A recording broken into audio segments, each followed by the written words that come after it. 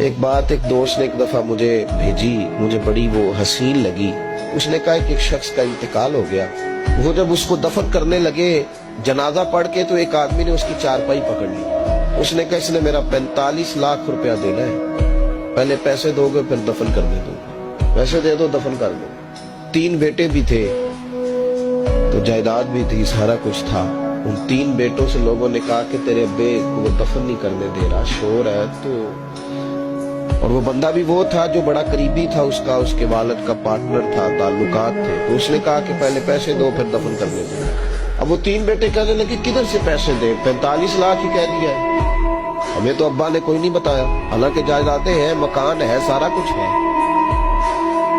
تو بھائی ہم کدھر سے دے؟ چلو 2-4 لاکھ کی ٹھیک ہے، وہ تھوڑا سا کرے نرم رویے کو تو ہم کرتے ہیں، شور تو ہے، لیکن کدھر سے دے 45 لاکھ؟ جب بات بہت تیز ہو گئی، شور ہو گیا، وہ انسان مجنون بن کے اس نے چارپائی تھامی ہوئی ہے، کہتا نہیں پہلے پیسے دو گے پھر دفن کرنے دوں گا۔ 3 بیٹے تھے تو ایک بیٹی بھی تھی، بیٹی کو گھر میں پیغام گیا کہ تیرے ابا کو دفن نہیں ہونے دیتے۔ اس نے سارا زیور اتار کے بھیج دیا۔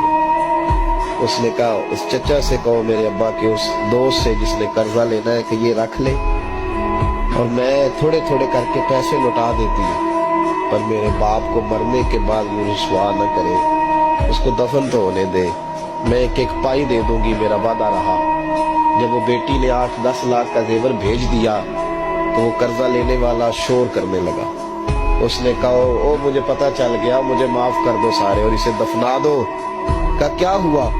تو وہ کہنے لگا میں نے اس سے 45 لاکھ لینا نہیں تھا، میں نے دینا تھا، تو میں غور کر رہا تھا کہ اگر تو میں نے اعلان کر دیا نا کہ 45 لاکھ میں نے دینا ہے تو 110 نکل آئیں گے وارث کہ مجھے بھی دو مجھے بھی دو، تو میں نے یہ رویہ اس لیے اختیار کیا ہے کہ میں دیکھو اس کا اصل وارث ہے کون۔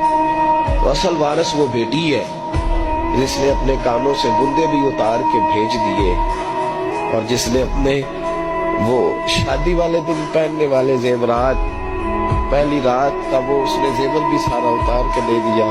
اس نے کہا کہ باپ کا کفن میلا ہو جائے، تو اصل وارث بچی ہے۔